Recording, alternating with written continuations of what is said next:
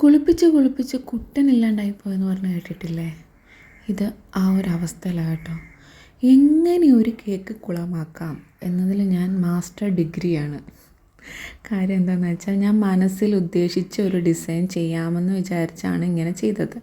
ഇത് 1 kg chocolate കേക്കാണ്. അപ്പം അതിൻ്റെ പുറത്ത് ചെറിയൊരു ഡിസൈൻ കൊടുക്കാമെന്ന് പറഞ്ഞുകൊണ്ട് ഞാൻ എടുത്തതാണ്. അപ്പം ഗനാശ ഒരു ഇച്ചിരി ടൈറ്റായിപ്പോയി. അപ്പം ഞാൻ പ്രതീക്ഷിച്ച ഒരു ഇതിലേക്ക് എനിക്ക് കിട്ടിയില്ല. പിന്നെ ഞാൻ പാലറ്റ് നൈഫിൽ എടുത്തിട്ട് ഇങ്ങനെ തേച്ച് ഒന്ന് ഫില്ലാക്കാൻ നോക്കി.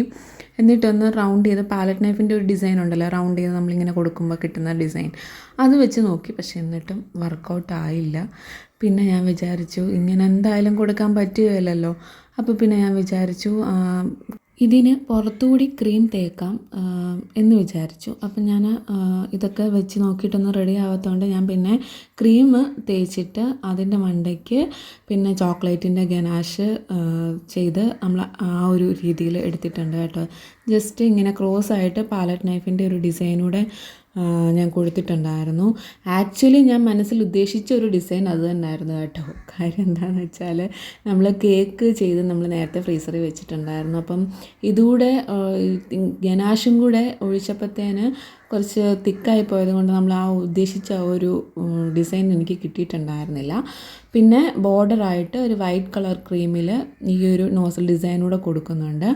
അതിനുശേഷം താഴെ ഇങ്ങനെ ചെറിയ ചെറിയ പൂക്കൾ പോലെ ഇങ്ങനെ പ്രസ് ചെയ്ത് കൊടുക്കുന്നുണ്ട്. പിന്നെ നമുക്ക് റൈറ്റിംഗ് ആണ് വരുന്നത്. അതൊരു റെഡ് കളറിലായിരുന്നു കേട്ടോ ഞാൻ എടുത്തിട്ടുണ്ടായിരുന്നത്. ക്രീം വെച്ചിട്ട് തന്നെയാണ് നമ്മൾ എഴുതാറുള്ളത്. അപ്പം ആ ഒരു കളറൂടെ വന്നപ്പോഴത്തേക്ക് എനിക്കിത് ഭയങ്കരമായിട്ട് ഇഷ്ടപ്പെട്ടു കേട്ടോ. കസ്റ്റമറിനും ഇഷ്ടപ്പെട്ടിട്ടുണ്ടായിരുന്നു, നല്ല ടേസ്റ്റ് ഉണ്ടായിരുന്നു എന്നൊക്കെ പറഞ്ഞിട്ടുണ്ടായിരുന്നു. അപ്പോൾ ഹാപ്പി ബർത്ത്ഡേ ശബരി കൃഷ്ണ എന്നായിരുന്നു കേട്ടോ നമ്മുടെ ബർത്ത്ഡേ ബോയുടെ പേര്. അപ്പോൾ അതുകൂടെ എഴുതി കൊടുത്തിട്ടുണ്ട്. ഈ സൈഡിൽ ഇങ്ങനെ ചെറിയൊരു ഗ്യാപ്പ് വന്നിട്ടുള്ളത് കൊണ്ട് ഞാൻ അവിടെ ചെറിയ ചെറിയ ഹേർട്സ് കൂടെ ഇങ്ങനെ വരച്ച് കൊടുക്കുന്നുണ്ട്. അപ്പം അതുകൂടെ ആയപ്പോഴത്തേക്ക് എനിക്കിത് ഭയങ്കരമായിട്ട് ഇഷ്ടപ്പെട്ടു. എനിക്ക് ഭയങ്കരമായിട്ട് ഇഷ്ടപ്പെട്ടു ഈ ഒരു ഡിസൈന്. അപ്പോൾ നിങ്ങൾക്ക് ഇഷ്ടപ്പെട്ടോ ഇല്ലയോ എന്ന് കമൻറ്റ് ചെയ്യാൻ മറക്കരുത്.